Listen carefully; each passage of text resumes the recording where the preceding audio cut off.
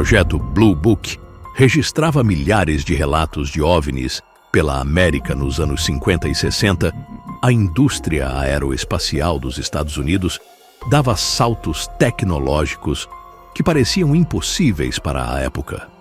Como um país saiu dos biplanos da Segunda Guerra e, em poucas décadas, construiu jatos que voavam a 3 vezes a velocidade do som e naves que chegaram à Lua?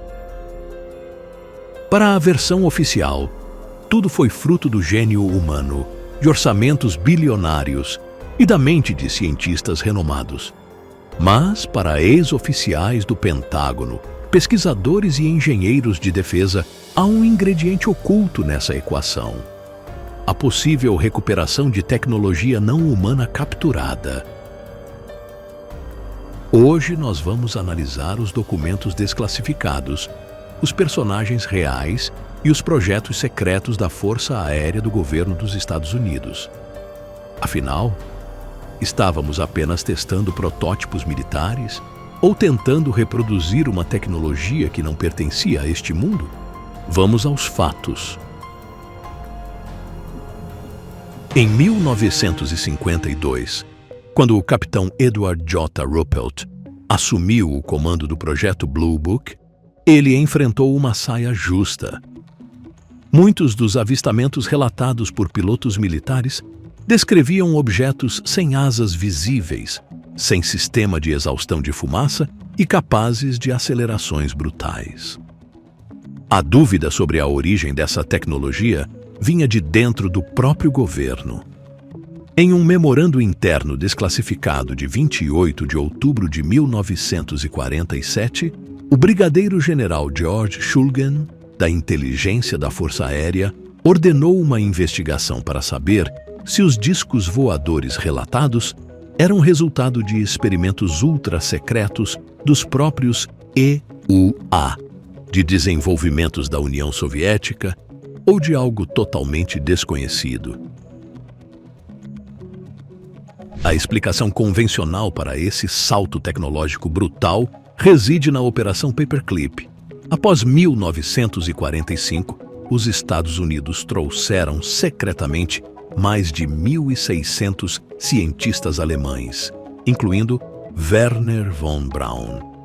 Eles trouxeram projetos avançados de motores a jato, asas em flecha e os primeiros conceitos de mísseis balísticos. Na década de 50, o projetista-chefe da Lockheed, Kelly Johnson, fundou a divisão ultra-secreta Skunk Works. Lá, eles criaram o U-2, um avião espião que voava a mais de 60 mil pés de altitude.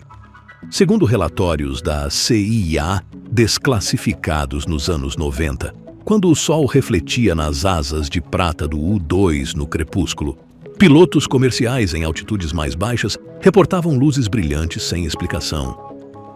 Anos depois, surgiram o A-12 Oxcart e o SR-71 Blackbird, aeronaves feitas de titânio capaz de resistir ao calor do atrito AMAC-3. Para disfarçar o formato dessas naves negras no céu, o porta-voz do Pentágono para o Blue Book, Albert M. Chop, Al Chop, precisava coordenar declarações públicas que mantivessem a atenção longe dos testes da Área 51. Eles chegaram a tentar construir discos voadores humanos, o Project Silverbug e o Avrocar VZ-9, projetados pelo engenheiro canadense John Frost. Tentaram usar o efeito Coanda para criar aeronaves circulares de decolagem vertical. No entanto, os testes mostraram que o Avrocar era altamente instável a mais de 1 metro do solo.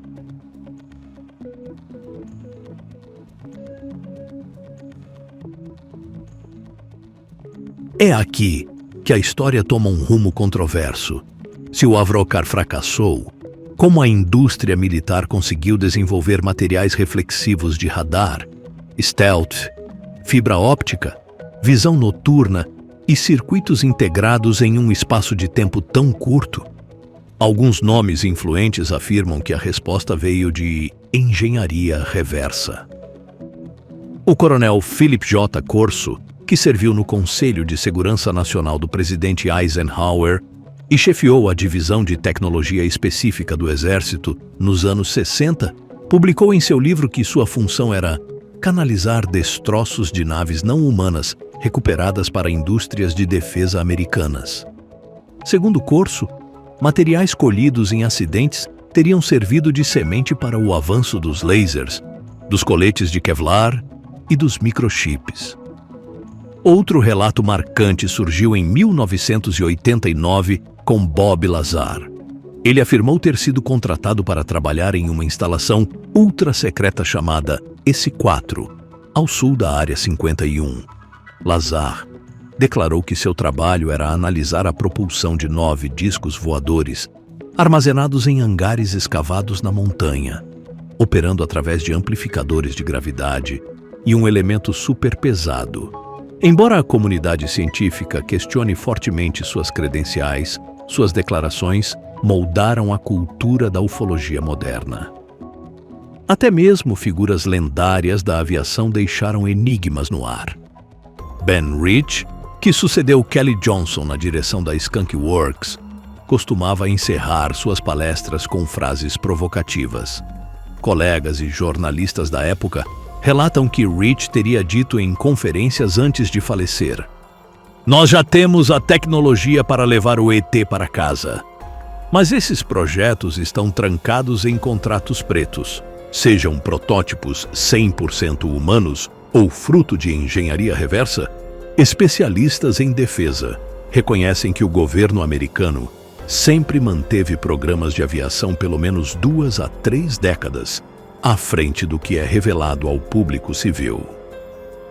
Entre as tecnologias que teriam sido testadas sob absoluto segredo durante e após a era Blue Book estão os sistemas de propulsão por plasma, capazes de eliminar o estrondo sônico de aviões supersônicos, metamateriais que dobram a luz, criando camuflagem óptica real, e o uso de campos eletromagnéticos concentrados para neutralizar a gravidade e o atrito do ar. Ao analisar a história do projeto Blue Book e da aviação moderna, nos deparamos com 2 possibilidades fascinantes. Ou a engenharia humana foi capaz de saltos sem precedentes, estimulada pela paranoia da Guerra Fria, ou os arquivos secretos do Pentágono guardam o maior segredo da história da ciência. Diante das declarações de nomes como Corso, Lazar e das provas Document, se você gosta de investigar os mistérios do universo com profundidade e imparcialidade, inscreva-se no canal, dê o seu like e ative o sininho. Nos vemos no próximo vídeo. Até logo!